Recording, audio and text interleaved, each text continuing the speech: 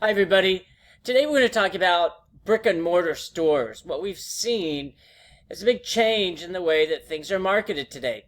In times previous, what you would see was that if you wanted to buy something, you'd go down to your local Target, Walmart, Macy's, some of the other stores, and you would look at a product. You may do some shopping at other stores, but basically you're going to buy something that you see. That doesn't exist anymore. Or it certainly doesn't exist at the extent that it used to. What we're seeing today is more and more products and services are being sold online. There's a couple of implications for that. First is price is becoming much more important. What do we mean by price becoming much more important? Well, first and foremost is that people can now shop much easier as far as the price. It's a matter of visiting a website or two and you can get the lowest cost. Previously, you'd have to go from store to store. That causes some traveling and some cost, not just in your time, but also in the travel cost of gas and wear and tear on your car. Now, in a matter of minutes, you can pull up a number of websites that will tell you what the price is for the product that you want to serve. You can also go to eBay, which is much cheaper.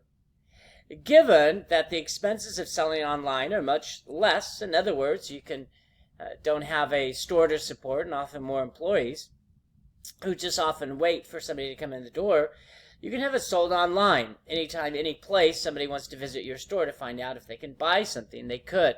Makes for a much more efficient way to sell stuff. One of the cons of this, though, is you don't get what we call upselling. If you go into a store and you're looking to buy a specific product, one of the hopes that employees should be utilizing is to try to upsell or sell people on other aspects. When you look online and you're looking for a product, you often buy that product.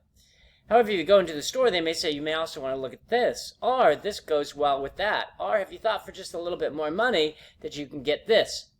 That is a great way to make additional monies. In fact, to use a metaphor for football, they call it yards after the catch, yak, and that you make a catch and then you hopefully run after you make the catch. That's the added bonus. It's just kind of the same thing. In a store, they come in to buy a loaf of bread and they end up buying some ingredients to make an entire dinner. And that's because somebody who was at the store said, hey, have you thought about making this or that? And you're able to, since you have the capture of the customer, you're able to allow them and encourage them to buy more. Of course, online stores are trying to do that as well. They have what's called pop-ups, and everybody has seen a pop-up. A pop-up is something where people come in and they buy a product, but then there's pop-ups along the way when you buy something, and that encourages you again to buy more. So it's changing. The world's changing, and with it, the way that we market and advertise products.